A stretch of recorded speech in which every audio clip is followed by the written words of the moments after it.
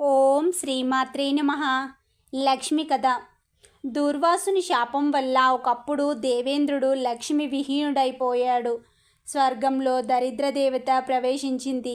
దేవతలప్పుడు దేవేంద్రునితో కూడా బ్రహ్మదేవుని దగ్గరికి వెళ్ళి తమకు వచ్చిన దరిద్రావస్థను చెప్పుకొని దుఃఖించారు.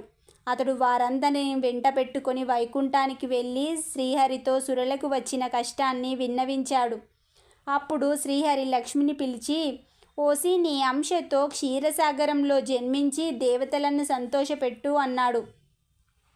సురలప్పుడు దానవులతో కలిసి క్షీరసాగరాన్ని మదించి సమస్త ఐశ్వర్యాలను పొంది స్వర్గంలో హాయిగా ఉన్నారు.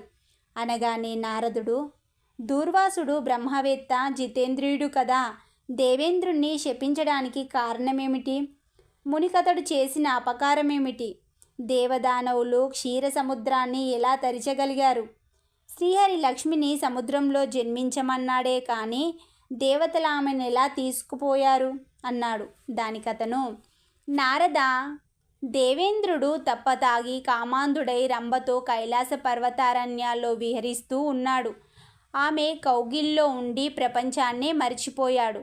ఆ సమయంలో వైకుంఠంలో శ్రీహరిని సేవించి కైలాసానికి పోదామనుకున్న దుర్వాస మహర్షి శిష్యులతో రంభ దేవేంద్రులున్న అరణ్య మార్గం గుండా వెళ్తున్నాడు. అప్పుడు బ్రహ్మ తేజస్సుతో బంగారు రంగు వంటి జటాజూటముతో తెల్లని యజ్ఞోపవేతంతో నొసుట దగదగలాడే బొట్టుతో దండకమండలాలతో రెండో సూర్యుడులా ఉన్నాడు. అలా వస్తున్న మునిని దేవేంద్రుడు చూసి భక్తి శ్రద్ధలతో వినయ విధేయతలతో ఎదురు వెళ్ళి చేతులు జోడించాడు. అతని భక్తికి ముని సంతోషించి విష్ణువిచ్చిన పారిజాతాన్ని ఆశీర్వదిస్తూ అతనికిచ్చాడు. ఆ పుష్పాన్ని ధరించిన వారికి రోగాలు, ముసలితనం, మృత్యువు, దుఃఖాలుండవు. ఆ పుష్పాన్ని సురపతి తీసుకొని తన ఏనుగు తల మీద పెట్టాడు. పువ్వు తగిలినందువల్ల అది గొప్పదై అడవికి పారిపోయింది. తానిచ్చిన పువ్వు ఏనుగు తల మీద పెట్టి అవమానించినందుకు దేవేంద్రుని మీద దుర్వాసునికి పట్టరాని కోపం వచ్చింది.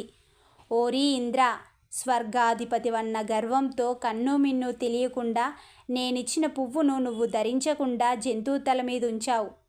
శ్రీహరికి అర్పించిన ఫలపత్ర పుష్ప జలాలు పుచ్చుకున్నవారు పుణ్యాత్ములు భోగభాగ్యాలతో ఉంటారు, లేకుంటే భ్రష్టులైపోతారు. మాధవునకు నివేదన చెయ్యని పదార్థం మాంసంతో సమానం.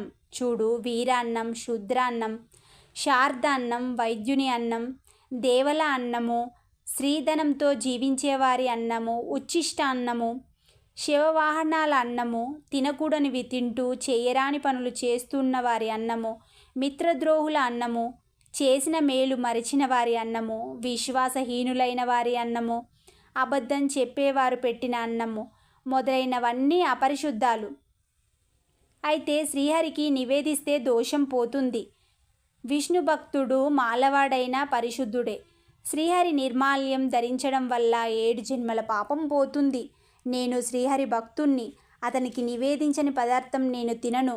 నన్ను చూస్తే మృత్యు పారిపోతుంది. రోగాలు, దుఃఖాలు ముదిమిరావు. కశ్యప ప్రజాపతిని తాత, బృహస్పతిని గురువు. తాత గురువుల బలం చూసుకొని నువ్విలా ఉన్నావు, నన్ను అవమానించావు కనుక నీ సామ్రాజ్యం సంపదలన్నీ పోతాయి. రాజ్యలక్ష్మి మాధవుని చేరుతుంది అన్నాడు.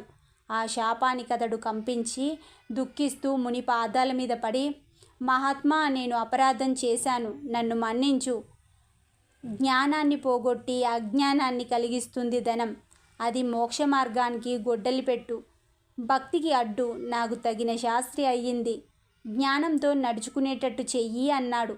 అప్పుడతను, ఇంద్ర, జన్మమృత్యు జరాశోక రోగాలను తెచ్చిపెడుతుంది ధనం. ధనమందంధుడు తప్పతాగినవాడు ఒక్కడే, వాడికి మంచి చెడులుండవు. సంపదలను బట్టి ఇంద్రియలోలుడైన వాడు రాజస తామస గుణాల్లో పడి సత్వమార్గం చూడడు. ఈ రెండింటిలో నివృత్తి మార్గం ముక్తికి మార్గం. దీనికి ఎలాంటి అభ్యంతరాలు లేవు. ఇక ప్రవృత్తి మార్గం దుఃఖమయమైన సంసారానికి బీజం. వికసించిన పద్మమందలి తేనె నిమిత్తం తుమ్మెద దానిలో ప్రవేశించి అది ముకులించుకపోవడంతో తెలియక అందులో చిక్కుకున్నట్టు జీవుడు సంసారంలో చిక్కుకొని సుఖ దుఃఖాలు, జన్మ మృత్యు జరా వ్యాధులను అనుభవిస్తూ ఉంటాడు. కర్మవశం వల్ల అనేక జన్మలెత్తుతాడు. అలా పుడుతూ చస్తూ వారికి ఈశ్వర కటాక్షం వల్ల సత్పురుషుల సావాసం లభిస్తుంది. అలా లభించిన వారికి నూటికో కోటికో ఏ ఒక్కడో సంసారంలో సముద్రాన్ని దాటుతాడు. సత్పురుషుల సావాసం ముక్తికి మార్గం. సంసార బంధం పోవాలంటే తపస్సు చేసి జన్మల తరబడి వస్తూ ఉన్న భవబంధాలను పోగొట్టుకొని ముక్తికి ప్రయత్నించు అని వెళ్ళిపోయాడు. ముని మాటలు ఇంద్రుని మనస్సులో నాటి వైరాగ్యాన్ని పెంపొందించాయి.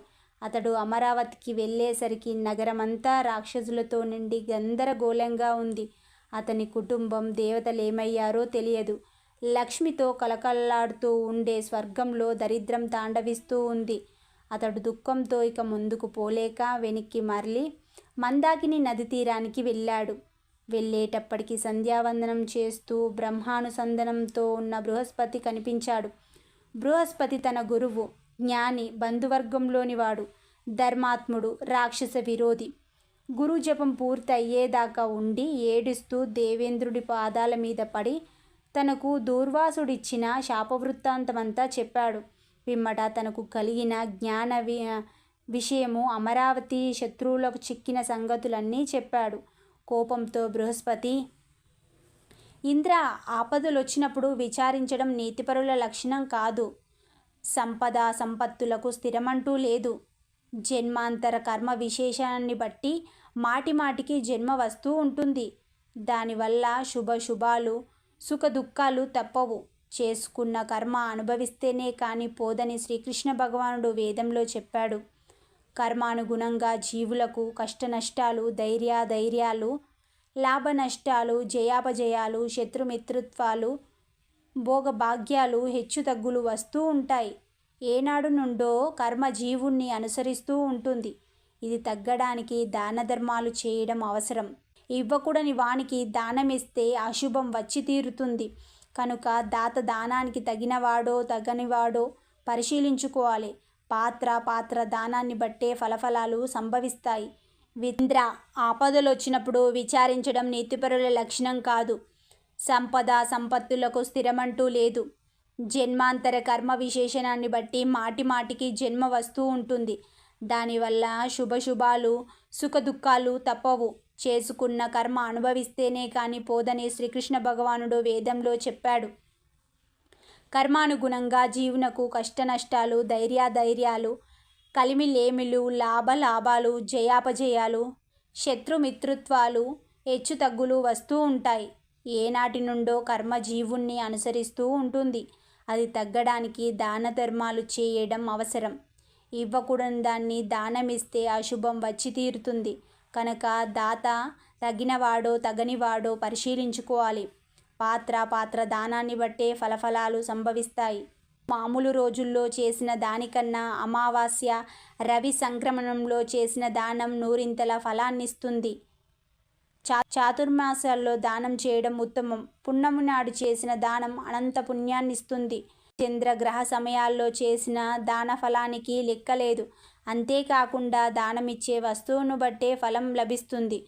కుమ్మరి తన కర్రతో గిర్రున కుమ్మరి సారెను తిప్పుతూ దాకలు, కుండలు మట్టితో తయారు చేసి ఇస్తున్నట్టు జీవుల కర్మసూత్రాన్ని బట్టి బ్రహ్మ ఫలాలను అందిస్తూ ఉంటాడు. ఓయి ప్రకృతి రూపుడైన పరమాత్మ సృష్టి స్థితి లయార్థం బ్రహ్మ విష్ణు మహేశ్వరుల రూపాలతో ప్రకాశిస్తూ ఉన్నాడు. అతన్ని ధ్యానించు, పూజించు. ఆపదలు వచ్చినప్పుడు శ్రీమన్నారాయణుని సేవించిన వారికి సంసార తాపత్రయాలు పోతాయని, జన్మరాహిత్యం అవుతుందని, భక్తులకు అతడు సకలం ఇస్తాడని రుద్రుడు చెప్పాడని దీవించాడు.